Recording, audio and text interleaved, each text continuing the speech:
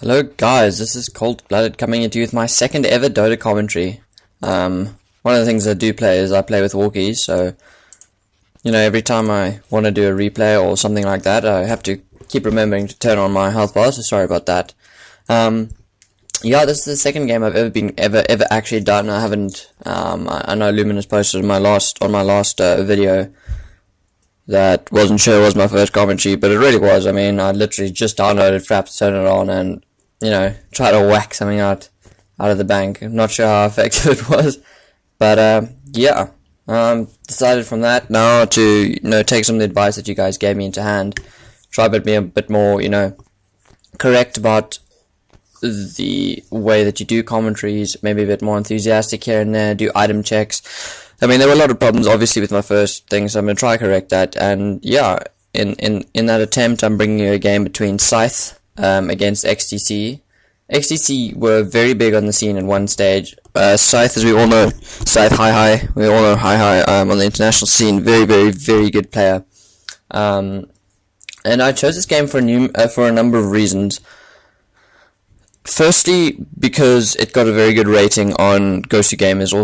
It wasn't a recommended game. It was one of the most highly rated and most viewed games on GoToGamers. I'm not sure how old this game is, but it is from the 6.70 era. We can see that from the taverns and the layout. And so, yeah. And the other reason was they do have some very interesting hero choices. You'll see that just now. Unfortunately, I did look at that on GoToGamers, which kind of annoys me because it's always very interesting, to start off with picks and bans, not knowing exactly what is going on and trying to figure it out for yourself. Because, in my opinion, there's the two reasons why you will win a Dota game. It's firstly you understand the beginning of the game, what's going on, your choices, your picks, your laning phases, how the early game progresses. And then if you look back after the end of the game, at the very end of the game, you can also tell people, well, this is why we won the game, this is why we lost the game, and analyze what's been going on. And that's the sort of route and form that I want my commentaries to take. I'm going to do a lot of early game analysis, try to explain to you the strategy that the teams are probably going to put forward here. And then I'm also going to try to discuss at the very end of the game, looking back, what mistakes the teams made, what caused them to lose. Because in effect, I think that's going to be the most beneficial to most of our Dota players Dota players who are going to watch this replay.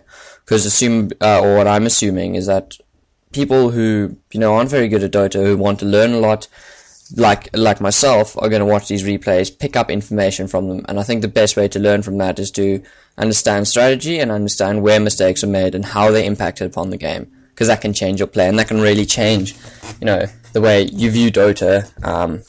Or the entire metagame. Looking at the picks and bans here, we see XtC going first with the bans, banning the Pugner, the Broodmother, and the Batrider. Very standard bans. I'm not sure why they're banning Batrider. Maybe as a counter SF ban. So maybe they want to pick SF, or simply because of his really good roaming capabilities. Also, what we see, there's the Doomringer, very standard pick, ban, Pugner, very standard ban, and yet again, Scythe also having very standard bans, the Alchemist, the Morphling, and the Doomringer, all very expected. We're seeing Morphling being banned more and more recently, and I think it was since WDC that Alchemist has been a first-year ban, as he really turned the games around on many situations. We see, popping out of nowhere in sort of 20-something minutes with Assault Cuirass, Radiance, and just completely annihilating teams, or even just being able to turtle so effectively. Because even against Mega Creeps, he still gets his farm up really well, or against, bigger creeps than normal. I forgot what the intermediate one is called. But yeah. So very good, and very standard bans. I don't think they're hero specific or strategy specific bans in this instance. I think it's more to the effect of just your standard bans getting put out there, banning the top tier heroes in the game, and creating yourself a safe pool of heroes to choose. So Scythe's first pick is going to be on an Earthshaker. I'm not sure who's going to be playing that Earthshaker, but Earthshaker is probably going to go into a tri-lane. in my opinion, one of the best supporting heroes in the game. Needs only one level to be effective. Doesn't need as high DPS output. If he can just, get in some great blocks, he really allows his carries and other heroes in the game to farm up much faster and much more effectively, simply by creating a lot more kills than any other early game support heroes can actually do. If Earthshaker lays down a block, a hero is effectively stunned or trapped for about 5 seconds. In most instances, yes, I know his Fisher lasts a bit longer than that, but about 5 seconds, say on average, rather than a 1.75 second stun that Avenge will throw off. Earthshaker by himself is a combination of many chain stuns essentially thrown into one, and that makes him a very effective support hero. Windrunner, your standard Windrunner, probably going to solo top lane or maybe mid lane for XTC. Probably top lane, much more effective because we might see some early ganks going off on the Windrunner, and her Windrun ability allows her to escape those. Not sure why Scythe is picking up the Storm here, and I'm not so sure that I agree with Storm. Storm has been a very left out of the recent, since 6.69, he's really been left out of many of the picks. We didn't see him that much featuring in WDC. We didn't see him featuring pretty much in any of the major competitions for quite a while now. The reason for that, we may see, is that simply teams found out that long range initiation is not as effective as, long range initiation, high action play is not as effective as, perma rice farming, your typical Chinese rice farming carries, that sort of thing. However, Storm can be effective if he is played correctly, if your team works together in terms of ganking lineups, in terms of high action lineups. Storm is not very beefy hero, so he is taking down exceptionally easy if he's got to level 6 and you can lay 1 or 2 chain stuns on him, he will go down. Or if he runs out of mana, he will go down.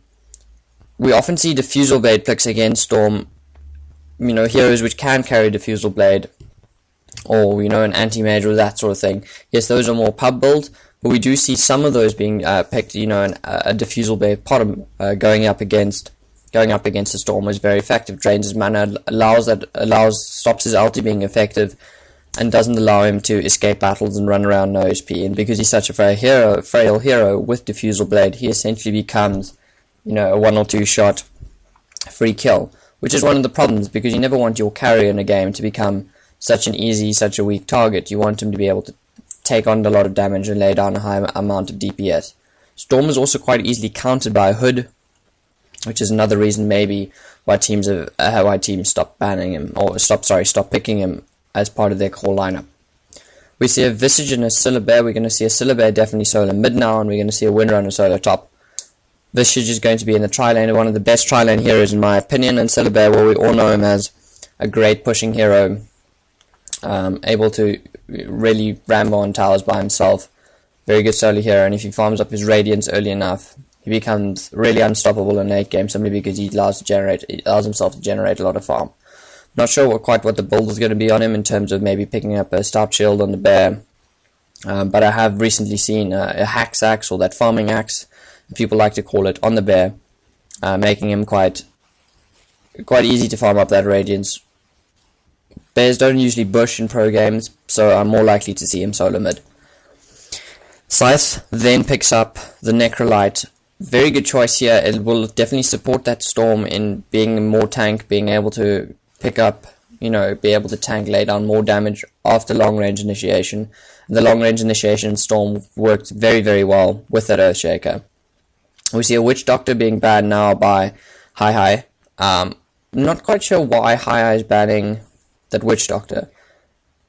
Yes, it's more effective in terms of if you can lay a Maledict on your Storm to kill him if he runs away. But I still think they're two better. There's definitely Venge, which is the better support hero in the pool, which is still left there. No one's banned that him so far, or her. No one's banned Venge, that's her, sorry, so far. And I'd rather see a Venge ban instead of a Witch Doctor ban. Lich ban has been banned now simply because the Dark Ritual cooldown has been given such a big boost, brought down to about 20-second cooldown, That's why Lich is being banned, because her Frost Armor will make Storm Tank, and her Dark Ritual allows her to spam her spells and harass really early game. Quite annoying now. Puck and Venno being banned. Puck being banned also because of his long-range initiation capabilities would synergize very, very well with that Earthshaker and that Storm Panda. Silence also allowing that Storm to get a bit more survivability. And Venno being banned simply because of his solo pushing skills, taking down towers. Also very good assist, or you know, allowing to support a carry in a tri-lane if he's played that way. I can't remember what game it is, but yeah, I'm a big fan of King J's Venno. Very, very good play by him a lot in a game. I think it was the previous game that I cast. No, it was not the previous game I casted. But in a few previous games on DC commentaries, you should go watch King J play Venomancer, because he really is epic in terms of turning the tide of not only team fights, but turning the tide of tower pushes. Because as I said, with his wards, he really is a one-man pushing team, and he can really make a difference in that respect. Crystal Maiden being picked up here by XTC. Not sure the reason for this. There are not really that many spammable spells on XTC's side, and you normally pick up a Crystal Maiden for that aura. Maybe allowing Windrunner to spam her power shot, but she's normally fine on mana. XTC really running out of time here, going down to 2 and 5 seconds. What are they going to pick? What are they going to pick? What are they going to pick? This is all in response to that Chen pick here by Scythe. Very interesting. Ooh, and I think they ran him in a Tropos. Now I'm not sure about that, but a Bane Elemental random, that's going to be interesting. And a Crystal Maiden, it's going to be interesting. We're probably going to see a Visage Crystal Maiden Bane bot lane, tri lane. 0-0 on the pick. Well, Toby1 Kenobi, one of the observers or referees, sorry, calling that. And we see the last two very interesting picks here by Scythe. This is really why I wanted to watch this commentary. Watch this replay, because I'm just going to pause the game here quickly, because we see an SK, a Sand King being picked up. Very interesting choice here. I'm not sure who Sand King's going to pick up. We're gonna see the Chen being going into a bot lane try, and I presume they're gonna leave. They know Windrunner's going to solo top, so you're gonna put Chen into the bush bottom, along bush/bottom lane tri lane, along with the Sand King. No, maybe not along with the Sand King. Probably along with the Earthshaker. And along with their Necrolite. We're going to be allowing a Storm to solo mid, and allowing that SK, a very good solo hero, to solo top. If you haven't seen SK solos against Broodmother, very well renowned. SK solos against Mania carrying on SK, it's been very effective. And so I'm really loving this lineup of Scythe a lot more than the lineup